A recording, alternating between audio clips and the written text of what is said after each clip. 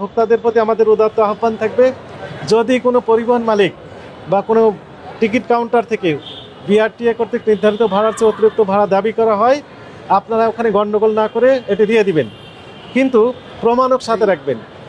যে অতিরিক্ত ভাড়া নিয়েছে তার প্রমাণক সাথে রেখে আপনি স্মার্টফোনের সাহায্যে www.dncrp.com এইখানে আপনি লিখিত অভিযোগ দিতে পারবেন। 30 দিনের মধ্যে লিখিত অভিযোগ দায়েরের বিধান রয়েছে।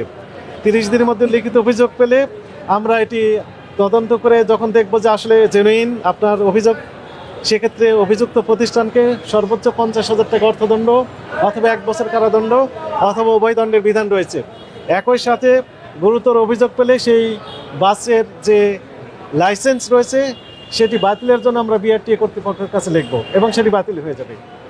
তো ফলে এখানে ভয় পাওয়ার কিছু নেই। প্রতারিত যদি হয়ে যান তাহলে প্রতিকার দেওয়ার জন্য জাতীয় ভোক্তা অধিকার সমিতি দপ্তর প্রস্তুত রয়েছে। আমাদের একটি হটলাইন নাম্বার রয়েছে 1611, 24 ঘন্টা এই নাম্বারটি ওপেন থাকে।